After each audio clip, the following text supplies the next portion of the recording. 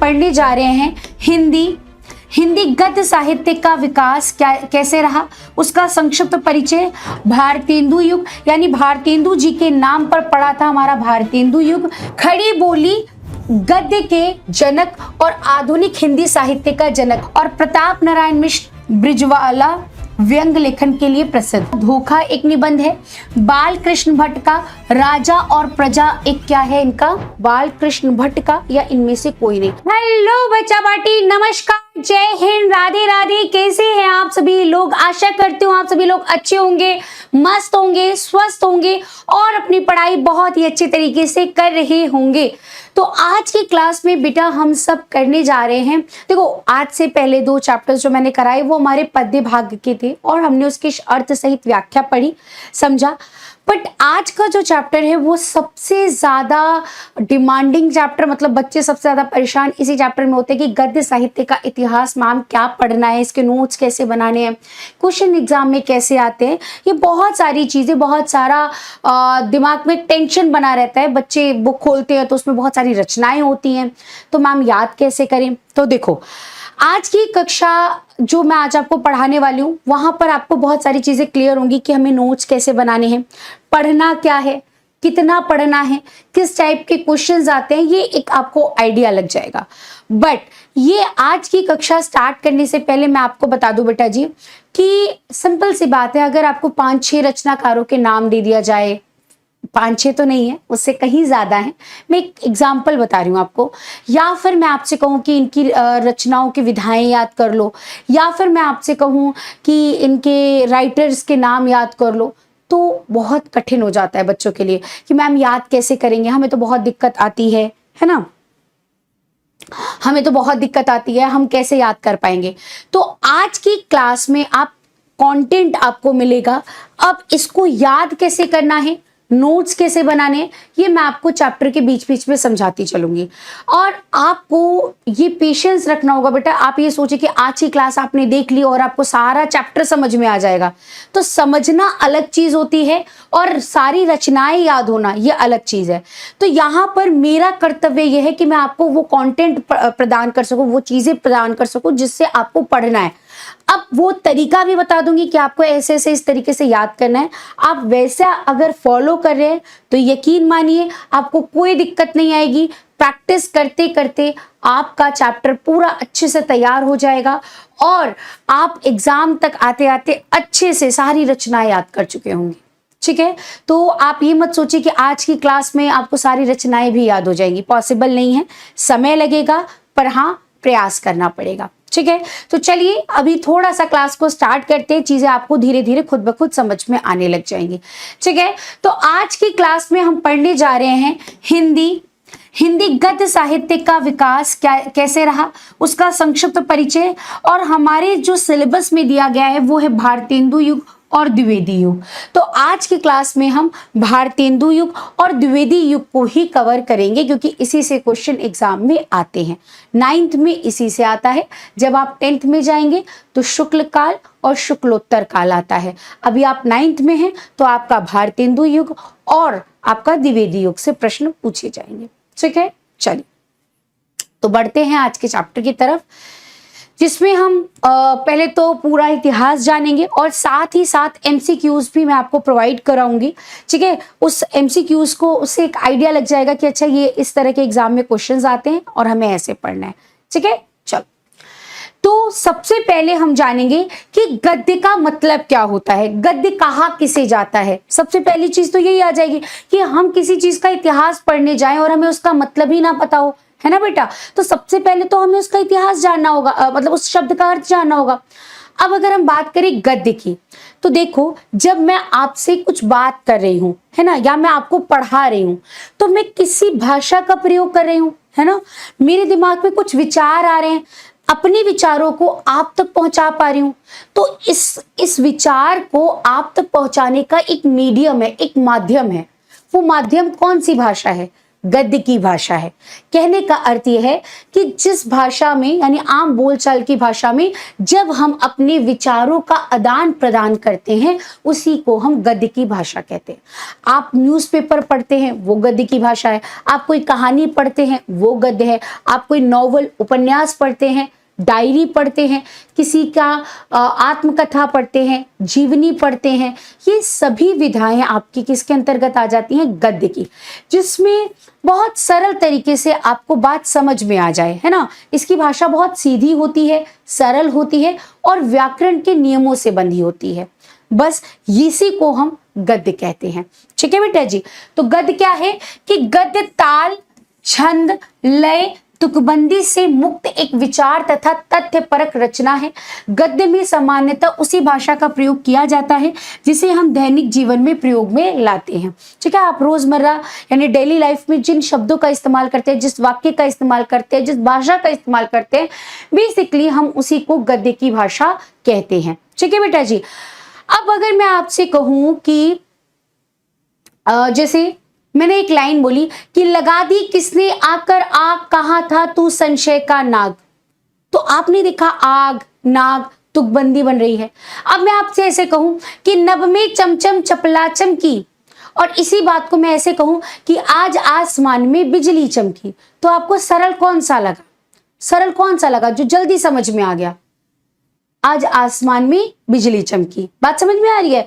तो जो भाषा में सरल हो, जो उसमें कोई छंद ना हो, कोई ताल ना हो, कोई तुकबंदी ना हो, उसी को हम गद्य की भाषा कहते हैं, उसी को हम गद्य कहते हैं।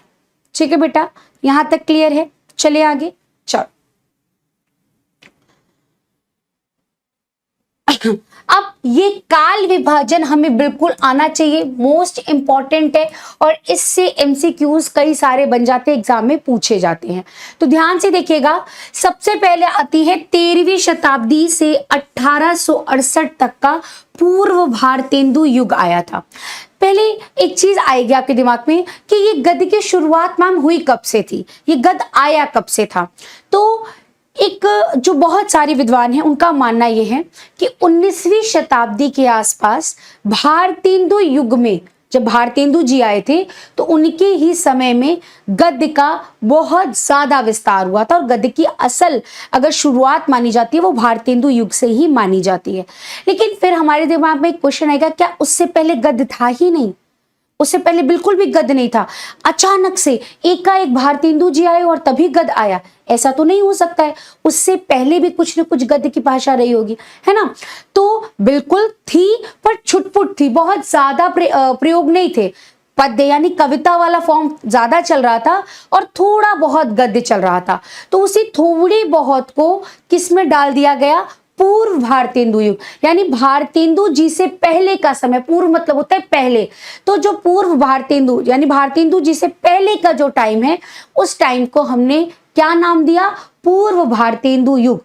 ठीक है, और इसका टाइम पीरियड क्या रखा गया? तो 13वीं शताब्दी से लेकर 1868 तक। ठीक है बेटा जी। इसके बाद हमारा आता है भारतेंदु युग, यानी भारतेंदु जी के नाम पर पड़ा था हमारा भारतेंदु युग, है ना। और इसका टाइम पीरियड था 1868 से लेकर 1900 तक का। ठीक है, फिर इसके बाद आता है 1900 से लेकर 1922 तक का टाइम द्विवेदी युग। ठीक है, जिसमें द्विवेदी युग यानी महावीर द्विवेदी जी अगर हम उनकी बात करें तो उनसे ही हम आगे मतलब गद्य की शुरुआत लेकर विस्तार लेकर उन्होंने और आगे तक उसे पहुंचाया था।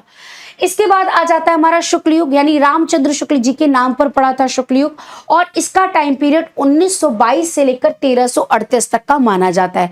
इसके बाद आता है हमारा शुक्लोत्तर युग, है ना, शुक्ल के बाद का युग, जिसे हम छायावादोत्तर काल भी कहते हैं, और इसका टाइम पीरियड है 1938 से लेकर कब तक? 1947 तक का। और 1947 से लेकर अब तक का जो टाइम पीरियड है वो स्वतंत्रता उत्तर युग के अंतर्गत आता है। ठीक है, तो ये काल विभाजन की डेट्स हमें सिर्फ याद होनी चाहिए, बाकी हमें सिलेबस के अकॉर्डिंग इन दोनों को पढ़ना है। इसी की रचनाएं, इसी के रचनाकार और इसी से संबंधित एमसीक्यूज बनेंगे। ठीक है, क्लियर है यहां तक? एक सेकंड दीजिएगा बेटा बस मुझे।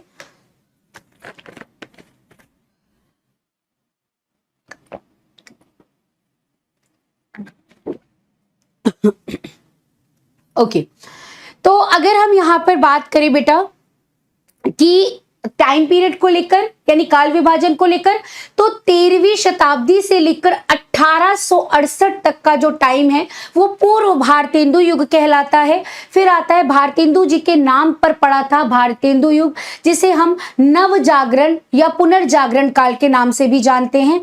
और इसका टाइम पीरियड बोले तो 1868 से लेकर 1900 तक का माना जाता है। उसके बाद आता है हमारा द्विवेदी युग जो 1900 से लेकर 1922 तक का रहा। और इसके बाद आता है हमारा शुक्ल युग, जिसे हम शुक्ल युग कहते हैं, छायावाद युग भी कहते हैं, प्रसाद युग भी कहते हैं, या प्रेमचंद्र युग भी कहते हैं। तो ये जो टाइम आया था वो था 1922 से लेकर 1938 तक का। और उसके बाद आता है हमारा 1938 से लेकर 1947 तक का टाइम छायावाद उत्तर काल। और 1947 से लेकर अब तक के टाइम को हम स्वतंत्रता उत्तर युग के अंतर्गत रखते हैं, यानी स्वतंत्रता के बाद का काल। ठीक है, चलिए, क्योंकि 1947 के बाद हमें आजादी मिल गई थी। ओके, तो अब इसमें क्वेश्चन कैसा बनेगा एग्जाम में, आपसे पूछेगा कि भारतेंदु युग की काल अवधि क्या है। तो अभी हमने पढ़ा था, आपसे पूछेगा कि 1700 से लेकर 1800 तक का है, ठीक है, या 1868 से लेकर 1900, 1890 से 1920, या 1900 से लेकर 1930। तो हमने अभी पढ़ा है ऑप्शन बी इसका क्या हो जाएगा, राइट। फिर वो आपसे पूछेगा द्विवेदी युग का टाइम पीरियड, तो अभी हमने पढ़ा था भाई 1900 से लेकर 1922 तक का टाइम हमारा द्विवेदी युग का है। ठीक है, तो इस तरह से एमसीक्यू आपके काल विभाजन से एग्जाम में पूछे जा सकते हैं। ठीक है, इसके बाद अब हम पढ़ेंगे भारतेंदु युग, जो कि मोस्ट इंपॉर्टेंट है। यहां से सबसे ज्यादा टॉपिक निकलता है, क्वेश्चंस निकलते हैं, तो एक एक चीज को बारीकी से आप पढ़ेंगे। ये नोट्स आपको बेटा हमारे ऐप पीडब्ल्यू के ऐप पर दृष्टि बैच के अंदर आपको वहां अपलोड करे जाते हैं। सारे नोट्स आप वहां से कलेक्ट कर सकते हैं, वहां से इसको लीजिए, वहां से इसको कॉपी में उतारिए, और हो सके तो मैं कुछ तरीका बताऊंगी आपको, उसको फॉलो करेंगे तो ज्यादा बेहतर है। ये याद करने का सबसे आसान, सरल, मतलब बहुत ही आपका समय भी नहीं जाएगा, मतलब बहुत बिल्कुल भी टाइम नहीं लगेगा, और चीजें आपको याद भी होती चलेंगी। ठीक है, तो अभी थोड़ा सा पढ़ा दो, फिर बताती हूँ कि कैसे करना है। चलिए, तो नामकरण सबसे पहले आता है कि भारतेंदु युग का नामकरण कैसे पड़ा, यानी उसका नाम, किसी भी इंसान का जैसे नाम पड़ता है तो भारतेंदु युग का नाम कैसे पड़ा। तो भारतेंदु युग का नामकरण भारतेंदु हरिश्चंद्र के नाम पर पड़ा था। ठीक है, किसके नाम पर, भारतेंदु हरिश्चंद्र, जो कि बहुत बड़े नाटककार थे। ठीक है, और गद्य विधा के अंदर महारत थे, मतलब इन्होंने न केवल नाटक ही, इन्होंने बहुत सारी कविताएं भी लिखी हैं, लेकिन नाटक इनकी स्पेशलिटी थी। ठीक है, नाटक सबसे ज्यादा ये लिखा करते थे। भारतेंदु हरिश्चंद्र को हिंदी का नव जागरण, नव मतलब नया, जागरण मतलब जागृत होना, एक बोलते हैं किसी चीज की नई शुरुआत करना, कि अग्रदूत मतलब होते ना कि उसको आगे लेकर चलने वाले थे। कौन, तो हमारे हरिश्चंद्र जी थे। खड़ी बोली गद्य के जनक और आधुनिक हिंदी साहित्य का जनक भी माने जाते हैं। आधुनिक हिंदी साहित्य निकल कर आया था, वो इन्हीं की वजह से निकल कर आया था। ठीक है, गद्य एक नई चीज शुरुआत हो रही थी। अभी तक सब लोग कविता पद्य का ही इस्तेमाल करते थे, पर अब से क्या एक नया दौर शुरू हुआ जिसमें आधुनिक हिंदी साहित्य में गद्य का इस्तेमाल हुआ। उसमें उपन्यास लिखे जाने लगे, कहानियां लिखी जाने लगी, डायरी लिखी जाने लगी, संस्मरण लिखे जाने लगे, रेखा चित्र लिखे जाने लगे। तो ये सारी चीजें गद्य के अंदर नया काम शुरुआत हुआ। इससे पहले अभी तक सिर्फ क्या चल रहा था, पद्य भाग ही चल रहा था। ठीक है, तो उन्होंने हिंदी में नाटक, निबंध, कविता, पत्रकारिता यानी मैगजीन के क्षेत्र में, और भाषा सुधार यानी भाषा को सुधारने के विषय में कई सारे काम किए हैं। उनकी प्रेरणा से अनेक लेखक हिंदी में रचनाएं करने लगे और एक नया साहित्यिक वातावरण बना। इस कारण से हिंदी साहित्य को उस दौर का उनके नाम पर रखा गया। ना केवल मतलब सोचो, उन्होंने नाटक के क्षेत्र में, कहानी के क्षेत्र में, कविता के क्षेत्र में, पत्रकारिता के क्षेत्र में और भाषा सुधार के क्षेत्र में बहुत सारे काम करे। तो उनसे प्रेरणा लेकर यानी इंस्पिरेशन लेकर और लोगों ने भी काम करा। तो इस वजह से उन्होंने एक नई चीज की शुरुआत करी थी। इस वजह से उस पूरे टाइम पीरियड का नाम उन्हीं के नाम पर पड़ गया था, भारतेंदु युग। ठीक है बेटा जी, चलिए आगे बढ़ते हैं। खड़ी बोली गद्य का जनक कौन है? आपसे अगर ये क्वेश्चन पूछ लिया जाए कि खड़ी बोली गद्य का जनक कौन है, तो भारतेंदु हरिश्चंद्र, जयशंकर प्रसाद, प्रताप नारायण मिश्र या इनमें से कोई नहीं। तो आप याद रखेंगे भारतेंदु हरिश्चंद्र जी को हिंदी गद्य का जनक कहा जाता है। ठीक है बेटा जी, क्लियर है? चलिए आगे। अब आपसे पूछा जाए कि भारतेंदु युग की विशेषता क्या है, यानी उस टाइम पर वो जो रचनाएं लिखी जाती थी, जो गद्य लिखा जाता था, उसके अंदर इंपॉर्टेंस क्या होता था, मेन क्या चीजें उसके अंदर होती थी। तो एक एक पॉइंट्स में समझेंगे। सबसे पहले हमें क्या देखने को मिलती है? राष्ट्रभक्ति, क्योंकि उस समय कहीं ना कहीं हमें आजादी के लिए लड़ाई चल रही थी, है ना। तो लोगों के अंदर अपने अधिकारों और राष्ट्र में एकजुट होने के लिए साहित्य लिखा जाता था, और उसमें राष्ट्रभक्ति, मतलब इस काल के अंदर जितनी भी आपको रचनाएं मिलेंगी उसमें राष्ट्रभक्ति देखने को मिलती है, यानी अपने देश से प्रेम, ये सारी चीजें उसके अंदर लिखी जाती थी। अंग्रेजी शासन के विरोध, सीधी सी बात है कि जब हम देशभक्ति करेंगे तो उस समय अंग्रेजों का शासन था, उनसे ही आजादी के लिए बात करें तो उनका विरोध देखने को मिलेगा।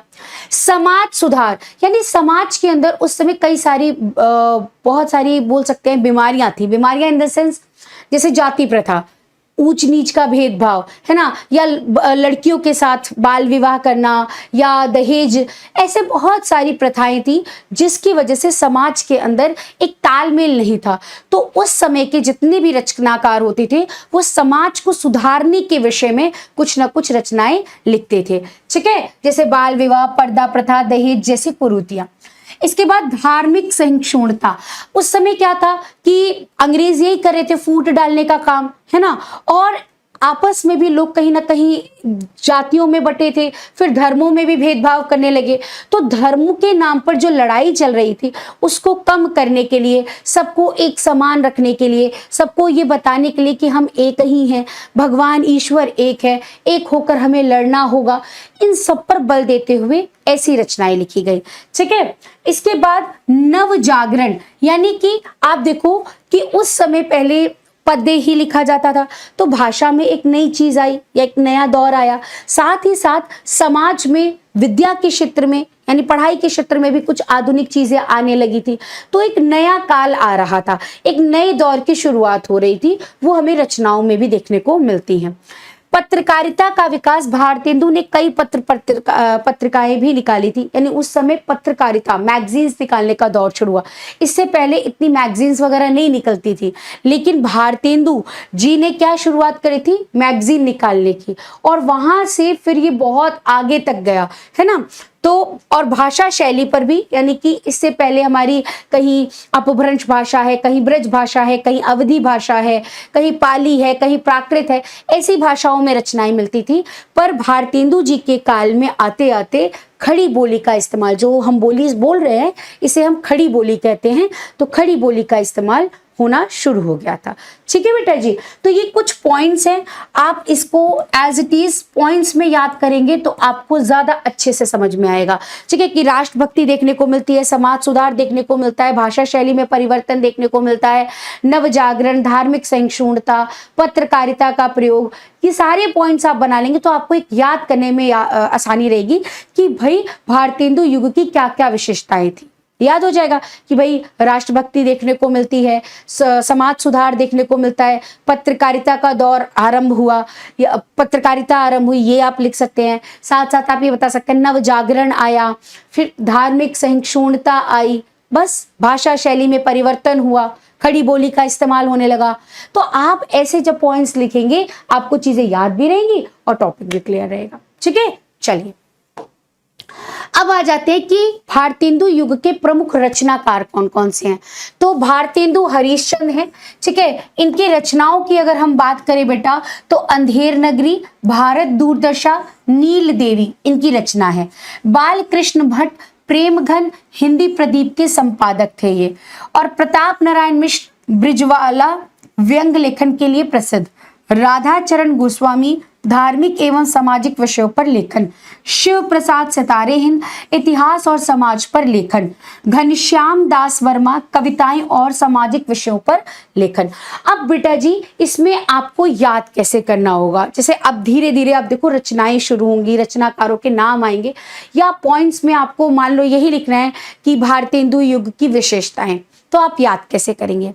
आप एक दिन कॉपी उठाकर लिखने बैठ गए, आपने कॉपी में उतारना शुरू करा, तो नोट्स बनाने में आपको हो सकता है 2 घंटा 2.5 घंटा लग गया, या फिर आपने 2-3 दिन में थोड़ा थोड़ा करके नोट्स बनाया, वो नोट्स बन भी गए। मैं आपको एक तरीका बता रही हूँ, आपने मान लो वो नोट्स बना भी लिए, अब जब तक आप उस कॉपी को खोलेंगे नहीं, याद नहीं करने के लिए बैठेंगे, एक स्पेशल टाइम निकालेंगे, याद करेंगे, तब जाकर कहीं आपको 2-4 रचनाकारों और रचनाओं की याद होंगे।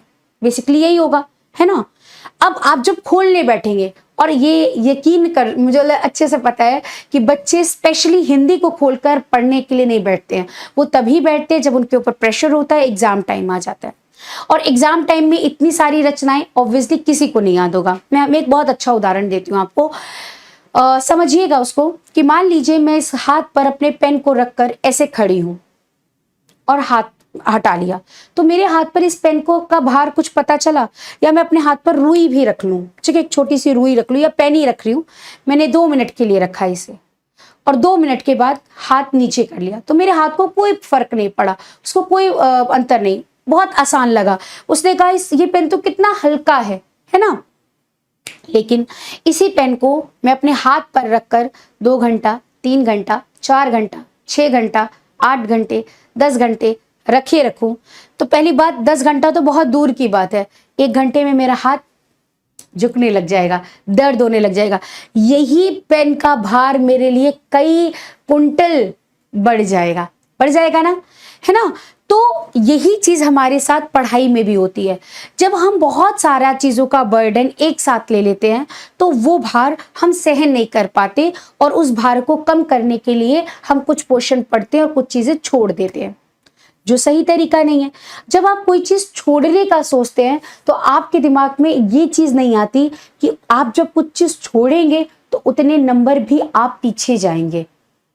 बेसिकली आप अगर 100 में से आप स्कोर करना चाहते हैं 99, 98%, और आपने कुछ पोर्शन छोड़ा, 5 नंबर का भी छोड़ा, तो आप सीधे 94, 93 पर आ जाएंगे। बात समझ में आ रही है। और फिर आपने उसमें भी कुछ पढ़ना शुरू करा तो उसमें भी कुछ छूट गया, उस पोर्शन को भी आधा छोड़ा।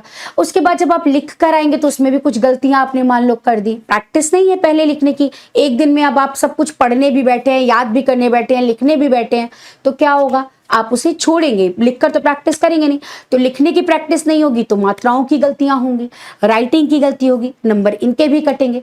तो जहां आपने एक्सपेक्ट करा होगा कि मेरे 98% आएंगे या मैं 99 स्कोर कर सकता हूं, वहां आप सीधे 75-80 पर आ जाएंगे। और ये तब होगा जब आपको थोड़ा बहुत कंटेंट याद होगा, और अगर उसमें भी चीजें याद नहीं होंगी तो आप 60-70 पर आकर अटक जाएंगे। तो ये होता है बेटा। हिंदी में बच्चे सोचते हैं हिंदी तो आसान होती है, फिर भी पता नहीं क्यों नंबर नहीं आते। नंबर इसी कारण से नहीं आते क्योंकि बच्चे उसे लास्ट के समय में, यानी लास्ट जब कुछ एग्जाम के टाइम बचता है 10-15 दिन का या 1 महीना पहले रचनाएं थोड़ी याद कर लेते हैं, और नहीं तो सिर्फ टॉपिक को रटने के लिए बैठ जाते हैं। तो वो सही तरीका नहीं है। इससे ना तो आपका उस समय नंबर अच्छे आएंगे, कॉन्सेप्ट भी मजबूत नहीं होगा, 10th में भी आपको फिर दिक्कत आएगी। ठीक है, इन सब का निवारण एक ही है, एक तरीका मैं आपको बता रही हूँ, वो सबसे आसान तरीका है। आपको सारी रचनाएं याद हो जाएंगी और आपका 2 मिनट लगेगा, 2 मिनट या हार्डली 5 से 7 मिनट लगेगा, बस इतना ही टाइम लगेगा। करना क्या है आपको कि आप या तो एक बार इसे अपनी कॉपी में पूरा उतार लीजिए, नहीं तो सबसे अच्छा है आप ऐप में ही जब इसे खोल रहे हैं, ठीक है, रोज रात के समय, ये रात के समय करो, अपने घर का कोई भी कोना ढूंढ लो जिस कोने में आपको सहूलियत हो, जहां पर आपकी नजर हमेशा पड़ती हो। मम्मी इसको बता दो कि मम्मी कुछ दिनों के लिए मैं यहाँ पर एक चार्ट पेपर लगाने जा रहा हूँ या लगाने जा रही हूँ, ठीक है, वहां पर एक चार्ट पेपर लगा दो, ठीक है, 2-3 चार्ट पेपर बड़े ले आओ और उसको चिपका दो, ठीक है। और फिर कुछ कलरफुल चिट्स मिलते हैं, ठीक है, उसको ले आइए और आप उस पे क्या करिए, इतना, जैसे मान लीजिए 2 आप आज रात को लिखने बैठे हैं तो ऊपर टाइटल डाल दो भारतेंदु युग के प्रमुख रचनाकार, और ये रचनाकारों के नाम लिख लो और उसको चिपका दो। बस इतना करके सो जाओ, इतना करके रात को सो जाओ। अब सुबह उठो, आप सुबह उठकर जब आप स्कूल जाने के लिए तैयारी कर रहे हैं, जैसे आप ब्रेकफास्ट कर रहे हैं, कुछ भी खा रहे हैं, चाय भी पी रहे हैं, एक बार उस पर नजर डाल दी, नजर डाली, स्कूल गए, स्कूल से आए, जहां से भी घूमते फिरते आ रहे हो, खाना खा रहे हो, एक बार उस पर नजर डाल दी, कहीं से घूमते फिरते आए फिर नजर डाल दी। तो दिन में कम से कम 10 से 15 बार आपकी उस पर नजर पड़ ही जाएगी, नजर पड़ेगी, चीजें याद होंगी। अब एक चीज देखिएगा बेटा, जब आप स्कूल जाते होंगे तो आपको यूपी के अंदर स्पेशली ये चीजें देखने को मिलती होंगी कि दीवारों पर बहुत ज्यादा लोगों का एडवर्टीजमेंट होता है, और ये वाला एडवर्टीजमेंट तो सबसे ज्यादा मिलता है कि आपके ऊपर किसी ने जादू टोना किया हो तो इस बाबा से जाकर मिले, मिलता है। या फिर मान लीजिए, वो तो एक मैं एक तरीका बता रही हूँ, बहुत सारे आपको एडवर्टीजमेंट ऐसे में मिल जाते हैं कि भाई ये दुकान यहाँ पर है, इनसे संपर्क करें, उनसे संपर्क करें, ये बीमारी है तो इनसे संपर्क करें, उनसे संपर्क करें। तो वहां पर उनके नाम याद हो जाते हैं, है ना। लास्ट तक जाते जाते हर दीवार, थोड़ी देर पर गए फिर वो दीवार आ गई, थोड़ी देर पे गए फिर वो एडवर्टीजमेंट आ गया, तो हमें उन बाबा का नाम याद हो जाता था, हो जाता है। और आप देखिए पहले के टाइम में लोग कैलेंडर्स जब घर में लगाते थे, उस पर सुविचार लिखे होते थे, बच्चों को वो सुविचार याद हो जाते थे। तो जो चीज हमारे आंखों के सामने होती है वो चीजें जल्दी याद होती हैं, है ना। तो आप कोई भी चीज को जब अपने, और इसके लिए आपको कोई टाइम नहीं निकालना पड़ेगा, आपको कोई कॉपी खोलनी नहीं पड़ेगी, आपने बस नजर डाली, याद हो गया। फिर रात को सोते समय एक चिट और तैयार करा, चिपका दिया। इससे क्या होगा कि आपको नोट्स लिखने के लिए कोई स्पेशल टाइम नहीं निकालना है, आपको जो टाइम 2-5 मिनट लगा लिखने का वही सिर्फ टाइम लगेगा, लगा दिया, पूरे दिन में उसे पढ़ा। और यकीन मानिए बेटा, एग्जाम तक आते आते तो वो आपके जुबान पर टिप्स पर बैठे होंगे, आप फटाफट जल्दी जल्दी नाम ले रहे होंगे, क्योंकि जो चीजें आंखों के सामने रहती हैं वो जल्दी याद होती हैं। और ये सबसे अच्छा तरीका है रचनाएं याद करने का। इसके अलावा और कोई तरीका नहीं है जिसमें आप एक साथ बहुत सारी रचनाएं याद कर पाएं। एक दिन में तो पॉसिबल ही नहीं है, थोड़ा थोड़ा रोज याद करिए। अगर किसी की कैपेसिटी ज्यादा है कि भाई हाँ मैं थोड़ा सा आज पूरा दिन में, मैं जैसे 5 बोल रही हूँ, आप 10 याद कर सकते हैं तो 2 चिट बना लो, लगा लो, 2 याद कर लो, ठीक है। तो इस तरह से जब आप पढ़ाई करेंगे ना बेटा, आपका समय भी नहीं लगेगा और आपकी सारी नोट्स आपके दीवार पर होंगे, दिमाग में होंगे, और प्रेशर भी नहीं मिलेगा। और आपको डर, जो सबसे बड़ा डर होता है ना बच्चों को कि मैम रचनाएं नहीं याद होती हैं, वो डर निकल जाएगा। एक बार मेरे कहने पर सिर्फ 10 दिन के लिए, 10 दिन का फॉलो करो, और वो 10 दिन की जो चिट्स होंगी ना, वो नाम ना याद हो जाए तो आप कहेगा कि शिखा मैम आपने गलत बोला था। बड़े बड़े जो बच्चे बड़े बड़े एग्जाम क्वालिफाई करते हैं वो इसी टेक्निक को अपनाते हैं, जो टॉपर्स होते हैं वो ऐसे ही पढ़ते हैं। तो आप ये करिए, और मम्मी डांटेंगी भी नहीं। आप ये सोचो मम्मी कहेंगी दीवार खराब कर दिया, मम्मी नहीं करने देंगी। अगर बच्चा पढ़ रहा है तो मम्मी कभी किसी चीज के लिए मना नहीं करेंगी, ठीक है बेटा।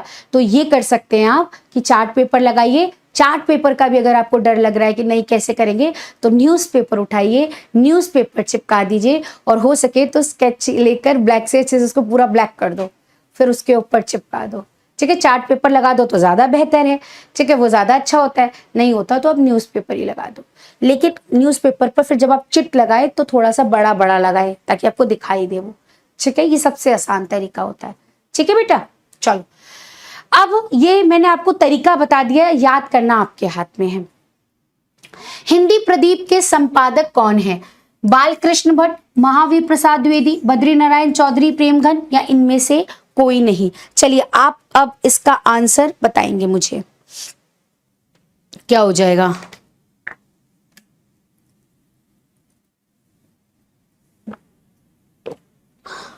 अभी हमने पढ़ा था हिंदी प्रदीप, पढ़ा है ना, तो यहां पर क्या हो जाएगा?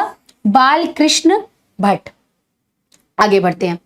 इसके बाद भारतेंदु युग के कुछ निबंधकारों के नाम अगर आपसे पूछे तो प्रताप नारायण मिश्र, जिनका धोखा एक निबंध है।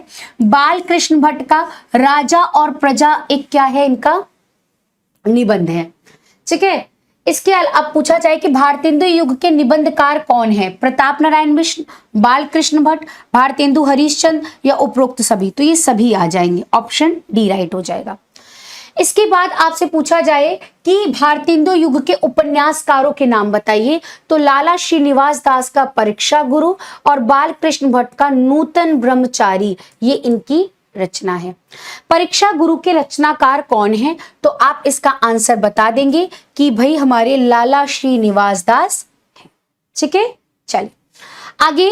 अब आ जाता है एक भारतेंदु युग के कहानीकार, तो अंबिका दत्त व्यास का कथा कुसुम कलिका और चंडी प्रसाद सिंह का हास्य रतन। ठीक है, भारतेंदु युग के कुछ नाटककारों के अगर नाम पूछ ले तो भारतेंदु हरिश्चंद्र का नील देवी और बाल कृष्ण भट्ट का नल दमयंती स्वयंवर। ठीक है, अब आपसे पूछा जाए कि भारतेंदु युग की पत्र पत्रिकाओं के नाम बताइए जो कि मोस्ट इंपॉर्टेंट है, तो आप याद कर लेंगे। कवि वचन सुधा पत्रिका के जो संपादक थे वो थे भारतेंदु हरिश्चंद्र। हिंदी प्रदीप के संपादक जो थे वो बालकृष्ण भट्ट थे। आनंद कादम्बनी के बद्री नारायण चौधरी थे। ठीक है, यहां आ गया है प्रेमघन।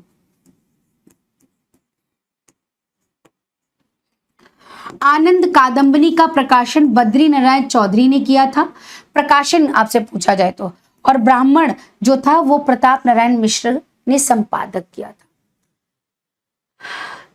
इसके बाद हिंदी में गद्य आधारित कई रचनाएं प्राप्त होती हैं, जैसे राम प्रसाद निरंजन की योग वरिष्ठ, दौलत राम कृत की जैन पद्म पुराण का भाव अनुवाद, मुंशी सदा सुखलाल का सुख सागर, इंशा अल्लाह खां का रानी केतकी की कहानी मोस्ट इंपॉर्टेंट है, कई बार एग्जाम में पूछा जाता है बेटा, और लल्लू लाल का प्रेम सागर, ये भी इंपॉर्टेंट है, इससे भी एग्जाम में कई बार क्वेश्चन पूछे गए हैं।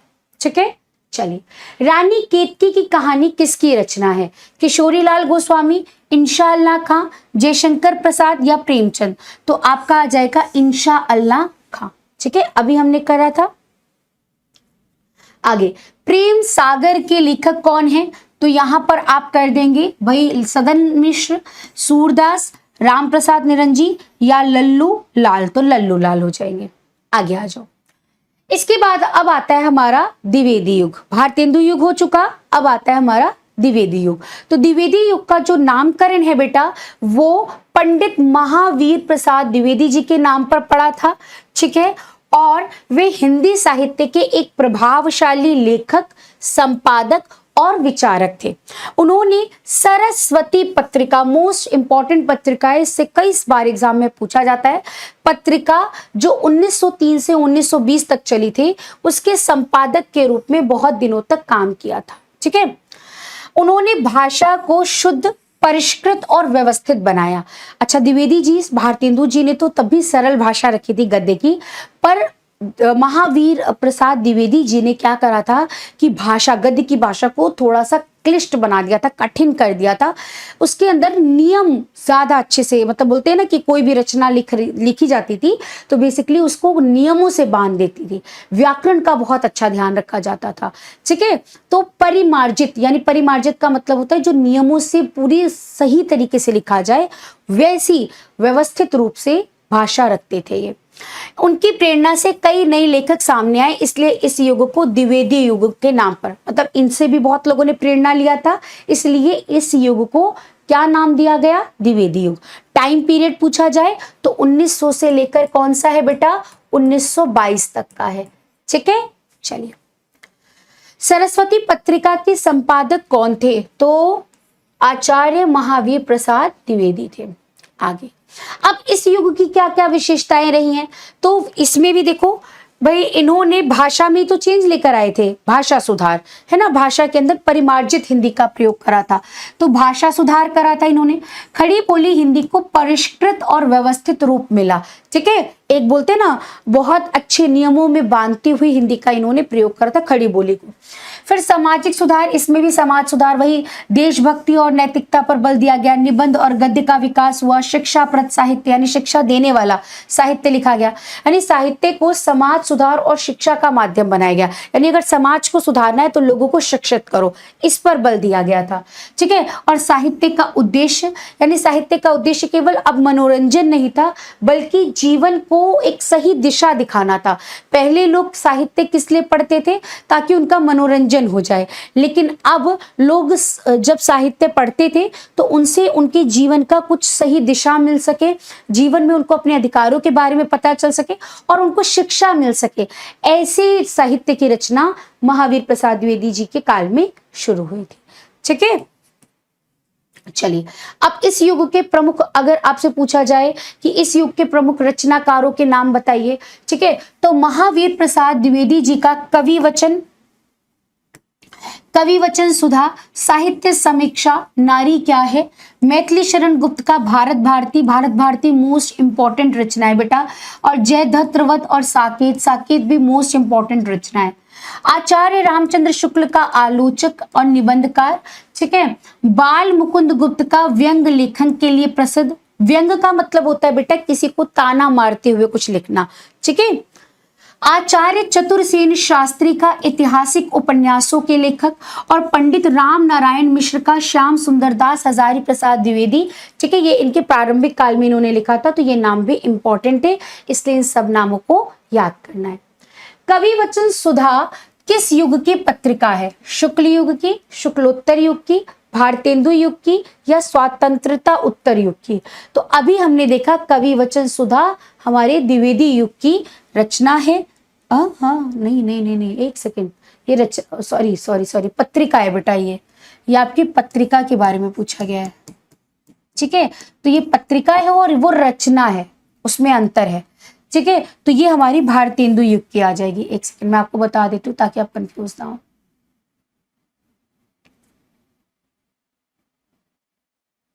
कवि वचन सुधा, ठीक है, तो ये भारतेंदु हरिश्चंद्र जी की है, और कवि वचन सुधा एक रचना है। चलिए, इसके बाद आपसे पूछा जाए कि द्विवेदी युग के निबंधकारों के नाम, तो माधव प्रसाद मिश्र का निबंधमाला, चंद्रधर शर्मा गुलेरी का कछुआ धर्म। इसके बाद द्विवेदी युग के उपन्यासकार अगर आपसे पूछा जाए तो देवकी नंदन खत्री का चंद्रकांता मोस्ट इंपॉर्टेंट है बेटा, और किशोरी लाल गोस्वामी का तारा, ठीक है। चंद्रकांता किसका उपन्यास है? देवकी नंदन खत्री का, किशोरी लाल जी का, बाल कृष्ण भट्ट का, या इनमें से कोई नहीं? आप सभी बच्चे सभी कमेंट्स में सभी जितने भी मैं क्वेश्चंस करा रही हूं उनके आंसर जरूर बताइएगा, लिखिएगा, इससे आपकी प्रैक्टिस होगी, ठीक है। चलिए, इसके बाद द्विवेदी युग के कहानीकार का नाम अगर आपसे पूछा जाए तो राजा राधिका रमन प्रसाद सिंह का कानों में कंगना, विशंबर नाथ शर्मा कौशिक का रक्षाबंधन, ठीक है। अगर आपसे द्विवेदी युग के नाटककारों का नाम पूछा जाए तो लक्ष्मी प्रसाद का उर्वशी और शिवनंदन सहाय का सुदामा, ठीक है। अब द्विवेदी युग की कुछ पत्रिकाओं के नाम आपसे पूछे जाए तो सरस्वती पत्रिका आचार्य महावीर प्रसाद द्विवेदी, इंदु पत्रिका अंबिका प्रसाद गुप्त, मर्यादा मोस्ट इंपॉर्टेंट है, कृष्णकांत मालवीय, नागरी प्रचारणी पत्रिका मोस्ट इंपॉर्टेंट, नागरी प्रचारणी सभा द्वारा, माधुरी इंपॉर्टेंट पत्रिका है, नवल किशोर प्रेस, सुधा इंपॉर्टेंट है, भारतेंदु हरिश्चंद्र, जागरण शिव पूजन सहाय, हंस मोस्ट इंपॉर्टेंट है, मुंशी प्रेमचंद, प्रभा कर्मवीर माखनलाल चतुर्वेदी की है, और विशाल रामानंद चटर्जी की है। हिंदी साहित्य का प्रचार प्रसार करने वाली संस्था है नागरी प्रचारणी सभा, फोर्ट्स विलियम कॉलेज, हिंदी साहित्य सम्मेलन प्रयागराज, या उपरोक्त सभी? बताएं क्या हो सकता है इसका आंसर? हिंदी साहित्य का प्रचार प्रसार तो नागरी प्रचारणी सभा भी करती है बेटा, फोर्ट विलियम कॉलेज ने भी किया था, हिंदी साहित्य सम्मेलन में भी, तो उपरोक्त सभी हो जाएगा। हिंदी गद्य की, यहाँ गद्य होगा बेटा, गलत हो गया ये, गद्य की विविध विधाओं का प्रथम रचना, यानी अगर पहली रचना पूछी जाए, है ना, कि पहला उपन्यास कौन सा है, या पहला पहली आपसे पूछी जाए कि उपन्यास कौन सा है, कहानी कौन सा है, या निबंध कौन सा है, तो वो बताना है, ठीक है। तो खड़ी बोली हिंदी का प्रथम रचना अगर आपसे पूछी जाए तो चंद छंद वर्णन की महिमा, जिसको लिखा था कवि गंग ने, मोस्ट इंपॉर्टेंट, ये सारे इंपॉर्टेंट है, ठीक है, इनको जरूर याद रखना। हिंदी का प्रथम अगर नाटक पूछा जाए कि हिंदी का पहला नाटक कौन सा लिखा गया था, तो वह नहशु था, जिसको गोपाल चंद्र गिरधर दास जी ने लिखा था। हिंदी का प्रथम उपन्यास अगर आपसे पूछा जाए तो ये किसने लिखा था बेटा, ये पहला उपन्यास जो था वो परीक्षा गुरु था। मोस्ट इंपॉर्टेंट नहशु, मतलब ये सारे कई बार एग्जाम में पूछे जाते हैं, ठीक है। नहुष है, और यहां पर परीक्षा गुरु लाला श्रीनिवास दास की रचना है। इसके बाद अगर हम बात करें, हिंदी का प्रथम कहानी इंदुमती है, जिसे किशोरी लाल गोस्वामी ने लिखा था। और प्रथम यात्रावृत्त, यात्रावृत्त मतलब होता है जब हम किसी यात्रा पर जाते हैं और यात्रा के दौरान हम जो चीजें देखते हैं उसका वर्णन करते हैं, तो उसे हम यात्रा वृत्तांत कहते हैं, ठीक है। इसी तरीके से जब हम किसी की याद में कुछ लिखते हैं तो उसे संस्मरण कहते हैं। जब हम अपनी कथा, अपना जीवन के बारे में लिखते हैं तो उसे आत्मकथा कहते हैं। जब हम किसी और की से प्रेरणा लेकर उसके जीवन के बारे में लिखते हैं उसे हम जीवनी कहते हैं। अपनी रोजमर्रा की चीजों को जब हम कहीं लिखते हैं तो उसे डायरी कहते हैं। मान लो कोई इंसान देखा, हमें वो इंसान अच्छा लगा तो उसके बारे में एक शॉर्ट में जानकारी दे रहे तो उसे हम रेखा चित्र कहते हैं, ठीक है। और कोई रिपोर्ट तैयार करी जाती है और उस रिपोर्ट पर कोई चीज लिखी जाती है तो उसे रिपोर्ट तार्ज कहा जाता है।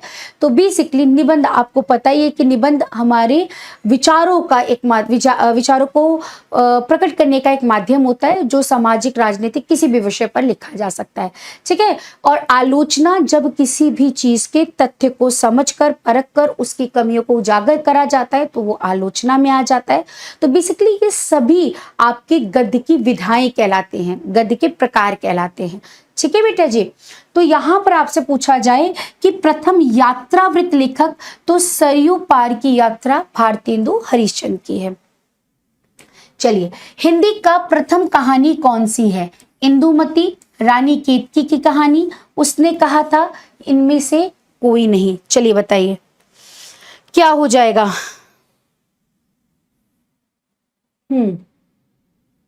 इंदुमती अभी हमने पढ़ा था। मेरा जीवन प्रवाह किसकी रचना है? वियोगहरी, वृंदावन लाल वर्मा की, जयशंकर प्रसाद की, या इनमें से कोई नहीं? ठीक है बेटा, तो इसका आंसर क्या हो जाएगा हमारा? वियोगहरी की, ठीक है। इसके बाद अगर आपसे पूछा जाए अपनी कहानी किसकी रचना है? प्रेमचंद की, जयशंकर प्रसाद की, डॉक्टर वृंदावन लाल वर्मा की, या राहुल संकृतायन की? तो आप मुझे बताएंगे इसका आंसर क्या हो जाएगा। किसी को पता है? चलिए, डॉक्टर वृंदावन लाल वर्मा की।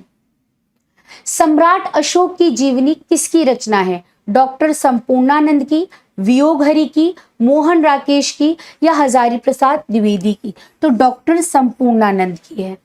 निम्न में से कौन रिपोर्ट तार्ज लेखक हैं? डॉक्टर प्रभाकर माचवे, विष्णु प्रभाकर, प्रकाश चंद्र गुप्त, या उपरोक्त सभी? क्या हो जाएगा बेटा इसका आंसर? प्रकाश चंद्र गुप्त। एक सेकेंड, सॉरी बेटा, सम्राट अशोक की जीवनी ना, ये हमारी वियोगहरी की है, गड़बड़। ओके, नेक्स्ट क्वेश्चन है, निम्न में से कौन संस्मरण लेखक हैं? डॉक्टर प्रभाकर माचवे, विष्णु प्रभाकर, रामवृक्ष बेनीपुरी, या इनमें से कोई नहीं?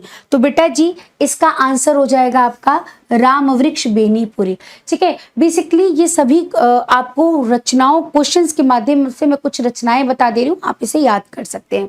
निम्न में से कौन जीवनी के लेखक हैं? नाथू राम शर्मा प्रेमी, पंडित राम नरेश त्रिपाठी, रामविलास शर्मा, या उपरोक्त सभी? क्या हो जाएगा बेटा? तो इसका सही उत्तर होगा रामविलास शर्मा। श्रृंगार रस मंडन के रचनाकार कौन है? भारतेंदु हरिश्चंद्र, महादेवी वर्मा, गोसाई विठलनाथ, या राधाचरण गोस्वामी? तो गोसाई विठलनाथ है। कलम का सिपाही हिंदी गद्य की कौन सी विधा के अंतर्गत आता है, अथवा कलम का सिपाही किस विधा की रचना है? तो ये बेटा आपकी कहानी है, जीवनी है, उपन्यास है, या रेखा चित्र? तो ये जीवनी है, ठीक है। बढ़ जा। हिंदी का प्रथम मौलिक उपन्यास कौन सा है? भाग्यवती, परीक्षा गुरु, कंकाल, या पुनर्नवा? तो परीक्षा गुरु है। दीप जले शंख बजे विधा है, रेखा चित्र, ललित निबंध, यात्रा वृतांत या संस्मरण। तो आप मुझे बताइए, अब दीप जले शंख बजे, हो सकता है किसी की याद में लिखा गया हो, सोचिए क्या हो सकता है। हाँ, किसी की याद में ना, तो संस्मरण है ये, ठीक है। दुलाई वाली किस विधा की रचना है, उपन्यास है, नाटक है, कहानी है, रेखा चित्र है। तो ये क्वेश्चन मैं आपको दे रही हूँ होमवर्क में, जिसे आप मुझे कमेंट्स में बताएंगे। तो ये था आज का आपका पूरा चैप्टर।